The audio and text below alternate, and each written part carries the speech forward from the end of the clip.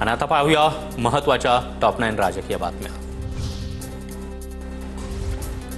गिरीश महाजन सर्वात भ्रष्ट मंत्री। अभिषेक कौल या व्यक्तीच्या मंजुरीशिवाय महाजन फाईलवर सही करत नाहीत। मदर डेअरीची 17 हेक्टर जमीन अदानीच्या घशात घालण्याचा प्रयत्न, संजय राऊतांचा आरोप। भगवा झेंडा घेऊन नाचतो तर वावगं काय? लग्नात तुमच्याकडून कोण कोण नाचलं याच्या माझ्याकडे देखील क्लिप। राऊत नाव घेत असलेला अभिषेक कौल माझ्यासोबत नाही। राऊतांच्या टीकेनंतर गिरीश महाजनही आक्रमक। गिरीश महाजनांबाबत राऊतांकडे पुरावे नसतील तर मी पुरावे देणार। संजय राऊतांच्या टीकेनंतर एकनाथ खडसेंची प्रतिक्रिया। अंजली दमनिया यांच्याकडून धनंजय मुंडेंविरोधातील पुरावे एसीबी कार्यालयात जमा। कृषी विभागामध्ये 350 कोटींचा घोटाळा झाल्याचा दमनियांचा आरोप।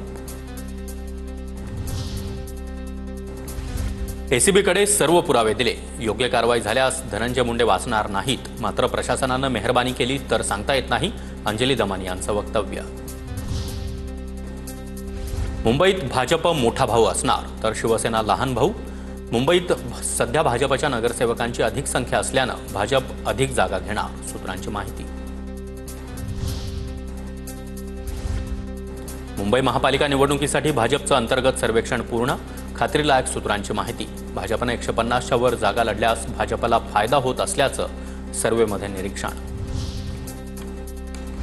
योग्य वेळी तुम्हाला तुमच्या मनातील बातमी कळेल, राज आणि उद्धव ठाकरे एकत्र येण्यासंदर्भात संजय राऊतांचं सूचक वक्तव्य।